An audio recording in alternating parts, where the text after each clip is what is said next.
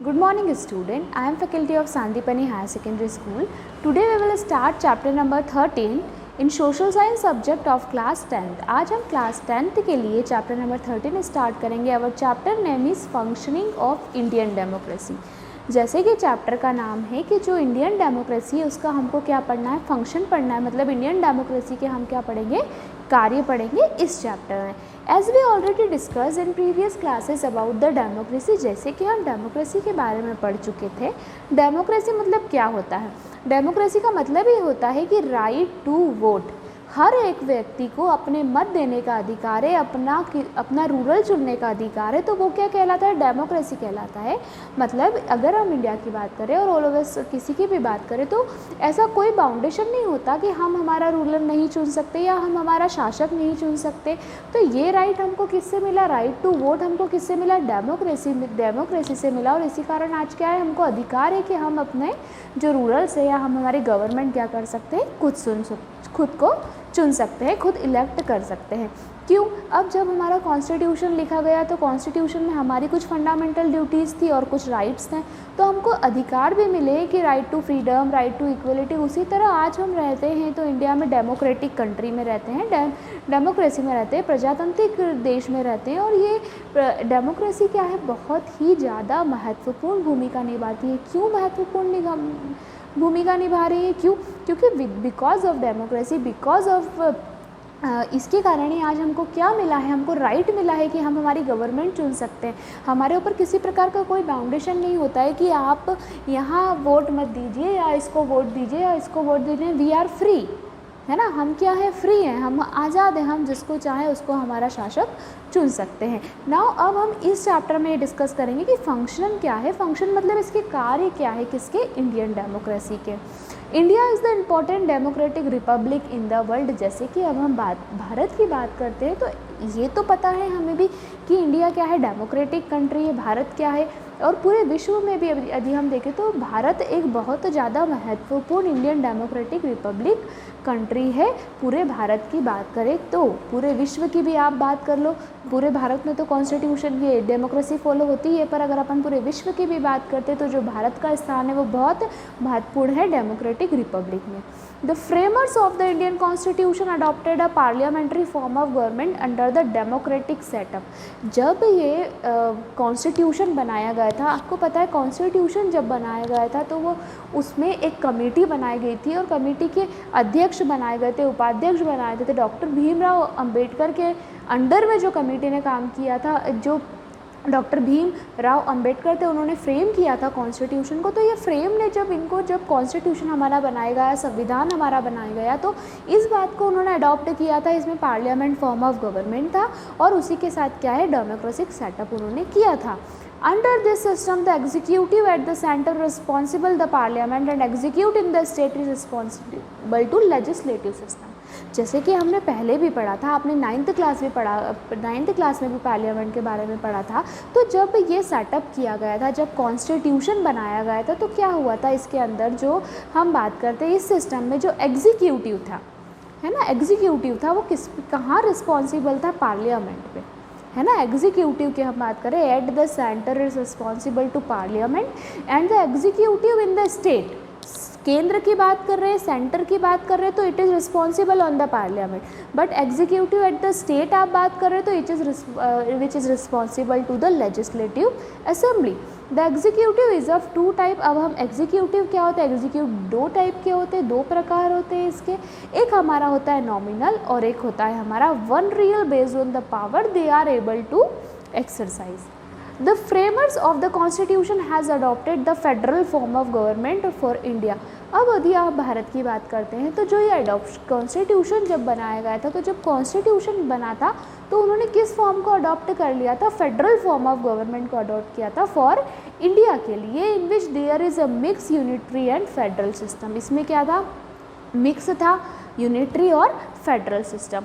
अब जैसे हम बात करें, there is one government for whole country which is known as federal और सेंट्रल गवर्नमेंट. अगर हम पूरी कंट्री की बात करते हैं, पूरे देश की बात करते हैं और सिर्फ एक ही गवर्नमेंट होती है तो उस गवर्नमेंट को क्या बोला जाता है, फेडरल गवर्नमेंट बोला जाता है और सेंट्रल गवर्नमेंट बोला जाता है। जैसे कि अभी हमने न्यूज़ में देखा था कि जो सेंट्रल गवर्नमेंट है उन्होंने क्या करा कि आदेश निकाल दिए कि आप 15 अक्टूबर से स्कूल ओपन कर सकते हैं, बट उन्होंने जो डिसीजन है वो किसके ऊपर छोड़ दिया, राज्य सरकार के ऊपर छोड़ दिया, स्टेट गवर्नमेंट के ऊपर छोड़ दिया था कि अकॉर्डिंग टू स्टेट कंडीशन वो देख लेंगे कि उनके राज्य की कंडीशन क्या है, उसके हिसाब से वो क्या कर सकते हैं, डिसीजन ले सकते हैं। तो ऐसी गवर्नमेंट जो कि पूरी कंट्री के लिए होती है, it's called a central government and the state which, और जो स्टेट के लिए होती है which is known as a state government. अब हम बात करें कि there is a government for each state, हर राज्य के लिए जो गवर्नमेंट होगी वो क्या हो गई, हमारी स्टेट गवर्नमेंट हो गई। अब this is a division of powers and जो इसमें जैसे कि ये था, अब ये स्टेट ऑफ पावर थी, इसमें जज भी किया जाता था, तो जजिंग सिस्टम होता था वो भी क्या है, between the central and state government is the different.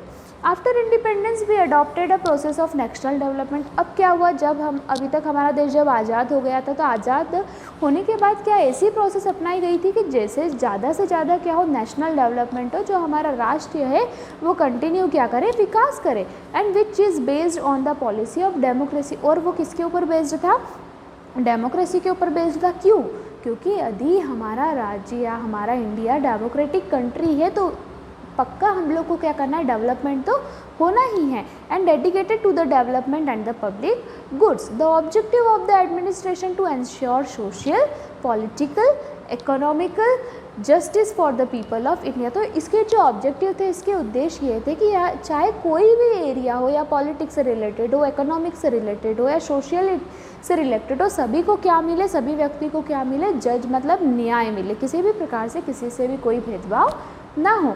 अब जैसे कि हम देखते हैं, ये जो हमारा टॉपिक है, ये अभी हमारा ये टॉपिक था कि इंडिया फंक्शन हम इसमें देखेंगे। अब जो हमारा नेक्स्ट टॉपिक है वो इंडियन एडमिनिस्ट्रेटिव सिस्टम, मतलब अपन किसके बारे में पढ़ेंगे, जो हमारे भारत का एडमिनिस्ट्रेटिव सिस्टम है उसके बारे में पढ़ेंगे। तो जो एडमिनिस्ट्रेटिव सिस्टम है वो अगर अपन ऐसे देखें तो वो सेंट्रल गवर्नमेंट, स्टेट गवर्नमेंट और लोकल गवर्नमेंट है ना, तीन चीज़ों को फॉलो कर सकते हैं। यदि आप एडमिनिस्ट्रेशन पढ़ना चाहते हैं हमारे इंडिया का, भारत का, तो उसको हम तीन भागों में देख सकते हैं। एक हम सबसे पहले सेंट्रल गवर्नमेंट देखते हैं, स्टेट गवर्नमेंट देखते हैं और लोकल गवर्नमेंट देखते हैं। अब जो central government comprise the president, जो सेंट्रल गवर्नमेंट होती है वो किसको कंप्राइज करती है, प्रेसिडेंट को, प्राइम मिनिस्टर को, कैबिनेट मिनिस्टर को, Indian parliament and supreme court. तो we can say that the central government comprise the president, prime minister as that cabinet minister, Indian parliament and the supreme court et cetera. तो ये सारे किसके through comprise किए जाते हैं, central government के through. अब जो स्टेट गवर्नमेंट में हम बात करें कि स्टेट गवर्नमेंट में इंक्लूड क्या क्या होते हैं, हमारे governor, chief minister, cabinet minister, the Vidhan Sabha and the High Court, these are all included in the state government. Now we will talk about the local. अब अपन अगर लोकल उसकी बात करें, लोकल गवर्नमेंट की बात करें, तो इसमें क्या क्या आ जाता है, हमारा म्यूनिसिपल कोऑपरेशन, म्यूनिसिपैलिटीज़ आ जाती है, डिस्ट्रिक्ट पंचायत आ जाती है, जनपद पंचायत आ जाती है, revenue divisions, revenue office, district, tehsil, village, this all will come in the local government. In this way the administrative setup properly and organization top to bottom, जब इस type का ऑर्गेनाइजेशन किया गया, इस टाइप का अरेंजमेंट किया गया, तो हम क्या करें, जो हमारी डेमोक्रेटिक कंट्री थी उसको कहाँ से नीचे से कहाँ की ओर लाए, ऊपर की ओर लाए, कंटिन्यूसली इसमें क्या करा, टॉप टू बॉटम लेवल से ऊपर की ओर कंटिन्यू विकास किया। To make the democracy as set per practical and useful administrative power are extend up to regional and local level. अब क्या हुआ, जब जैसे कि डेमोक्रेसी सेटअप, प्रजातंत्र बनना है, डेमोक्रेसी बनना है, मतलब हर एक नागरिक को क्या होगा, हर एक नागरिक को समान अधिकार होगा, मतलब किसी के साथ भी किसी भी प्रकार का कोई भेदभाव नहीं किया जाएगा, क्योंकि डेमोक्रेटिक कंट्री है, मतलब क्या है, सभी को समान तरीके से अधिकार दिया जाता है। डेमोक्रेसी में किसी प्रकार का भेदभाव नहीं किया जाता, इसीलिए तो हम बोलते हैं कि जो हमारा भारत है वो क्या है, एक डेमोक्रेटिक कंट्री है। अब जैसे हम इंडियन का एडमिनिस्ट्रेटिव सिस्टम यदि देखते हैं, तो it can be divided into central government, state government. Their central government, what is their legislature is also their executive and judiciary system. Their state government is legislature, executive and judiciary system, but their legislature parliamentary या parliament and council is there, and year executive that president, और president में council minister और ये सभी आ जाते हैं। और judiciary में हमारा आता है सुप्रीम कोर्ट। बाकी हम इधर बात करते हैं, यदि हम स्टेट गवर्नमेंट की बात करते हैं तो लेजिस्लेचर में हमारे पास आती है लेजिस्लेटिव असेंबली और उसी के साथ लेजिस्लेटिव काउंसिल। उस तरीके जो एग्जीक्यूटिव होते हैं, एग्जीक्यूटिव हो गए हमारे गवर्नर, और गवर्नर के बाद जो हमारे काउंसिल्स ऑफ मिनिस्टर्स हैं वो। इसी तरह जो स्टेट गवर्नमेंट है, जुडिशरी में हमारा क्या हो जाएगा, हाई कोर्ट आ जाएगा, और इस रिलेटेड टू डिस्ट्रिक्ट क्यों, क्योंकि ये किससे रिलेटेड है, ये स्टेट गवर्नमेंट है। ठीक है, so has been provided every unit of administration discharge his duties and function allotted to them. तो इस तरह से क्या हुआ, जैसे कि ये बने हुए हैं, जैसे ये एडमिनिस्ट्रेशन सिस्टम जो हमारा बना, एडमिनिस्ट्रेशन सिस्टम में क्या किया कि हर एक व्यक्ति को, हर एक सरकार को अपना अपना कार्य क्या है, सौंपा गया है। जैसे कि एग्जांपल आप स्कूल में है, ठीक है, जब आप स्कूल में होते हैं, आप स्कूल में क्या, हर सब्जेक्ट की टीचर आपकी क्लास में आती है और आपको अलॉट कर देती है कि ये वर्क आपको करके लाना है, it is your homework, it is your class work, तो आपको अलॉटेड वर्क हो जाता है। ठीक है, तो क्या होता है, जो ये एडमिनिस्ट्रेशन बना, तो एडमिनिस्ट्रेशन में क्या किया कि सभी को अपने ड्यूटीज़ और अपने फंक्शन, अपने कार्य और अपने ड्यूटीज़ क्या करी गई, अलॉट कर दी गई, मतलब कि आपको ये कार्य करना है। It is express the unit discharge their duties and the responsibility as per the wishes and aspiration of the people. तो ये हमारा क्या हो गया, ये हमारा इंडियन एडमिनिस्ट्रेशन सिस्टम हो गया। Understood about the Indian administration system. Next topic we will discuss characteristics of federal form of government. अब हम जो हमारा टॉपिक रहेगा वो किसके बारे में डिस्कस करेंगे कि जो हमारा फेडरल फॉर्म ऑफ गवर्नमेंट का, जो फेडरल फॉर्म है गवर्नमेंट, उसकी विशेषताएं क्या होती है।